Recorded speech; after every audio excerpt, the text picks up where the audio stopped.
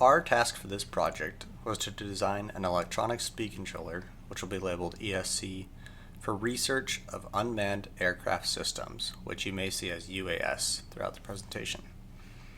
Existing ESCs simply interpret motor instructions from the flight controller and generate three-phase PWM signals in order to drive the brushless motors.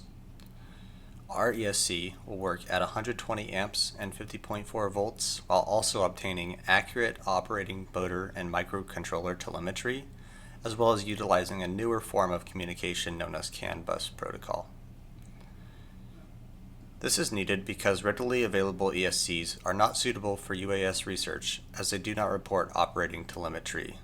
Hi, I'm Jacob Duclos. I'm a mechanical engineering major and I'm the team lead. Hi, I'm Merrick Martin. I'm a mechanical engineering major and the procurement lead. Hi, I'm Pablo Sanchez. I'm an ECE major and I'm the backup team lead. Hi, my name is Rafael Candelas. I'm an ECE major and I'm the ECE lead. Hi, my name is Jassim Alfazan. I am the project management lead and I'm majoring in systems engineering.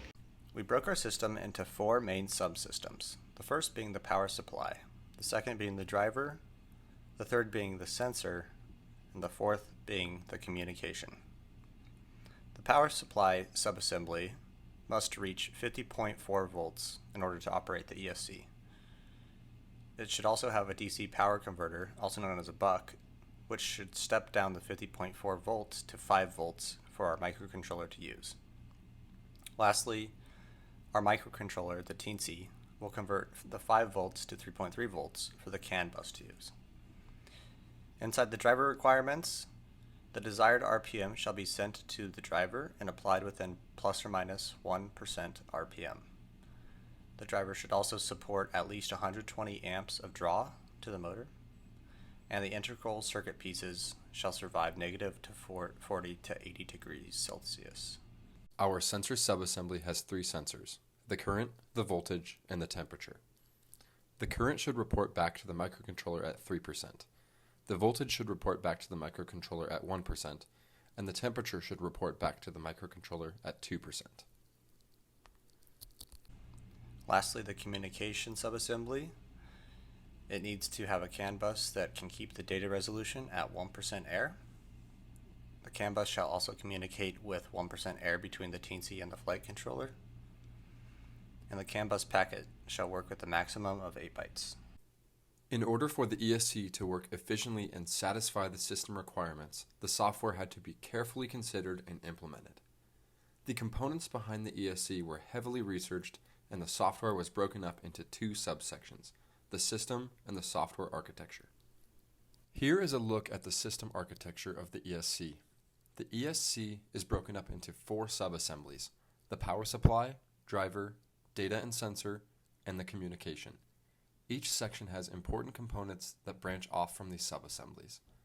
The most important branches are the smart gate driver, MOSFETs, teensy microcontroller, and the CAN bus transceiver. In order for the ESC to communicate properly, the software was carefully looked at.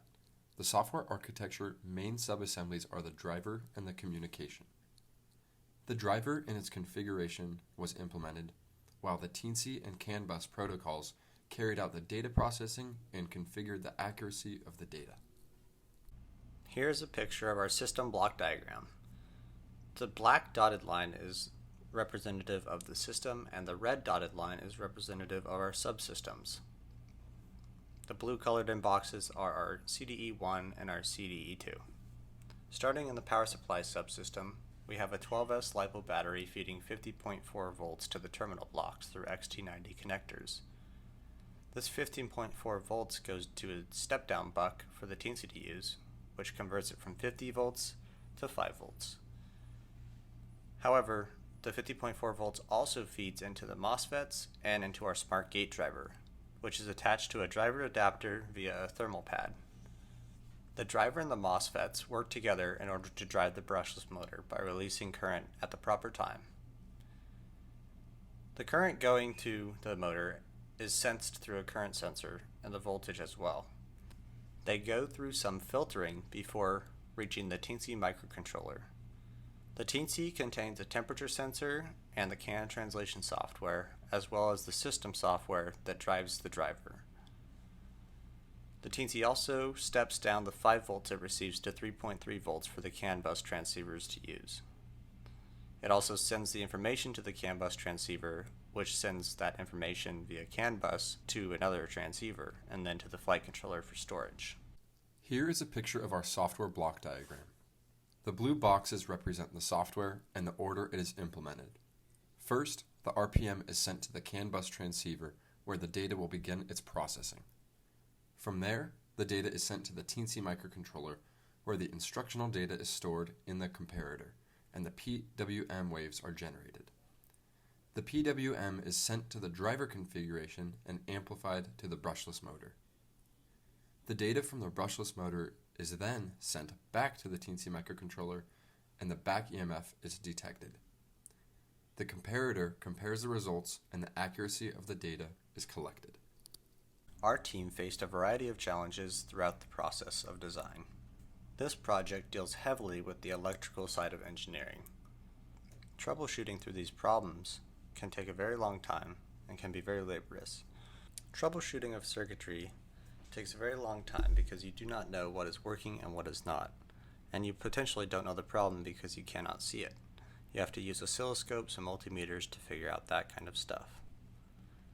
We learned how to do that along the way. For example, by making a lower powered ESC, we were able to troubleshoot and see what problems we might run into with the higher power ESC.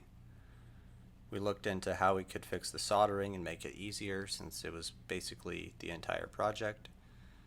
And we also looked at how we could troubleshoot the circuitry a little more efficiently.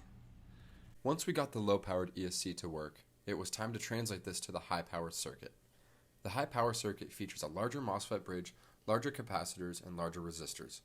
The high-power ESC is a scaled-up version of the low-power ESC. However, when testing at high power, there are many safety precautions that needed to be taken into account due to the extreme conditions we were testing at.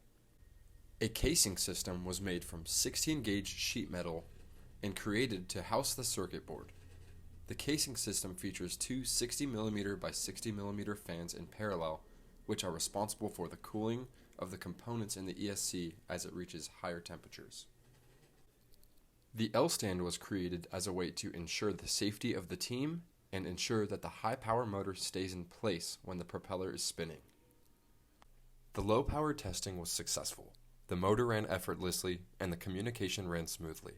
For the successful iteration of the ESC, the power bank, Teensy regulation, RPM accuracy, temperature range, data resolution, and packet size were all proven to pass. Because each of these categories translates directly to the high-powered ESC, we are confident that because of the research and hours of work the team has done, figuring out the logistics of the ESC and minimizing the overall error, it will directly correlate to the high-powered ESC and pass all requirements. Thank you very much for watching Group 22004, sponsored by Boulder Flight Systems.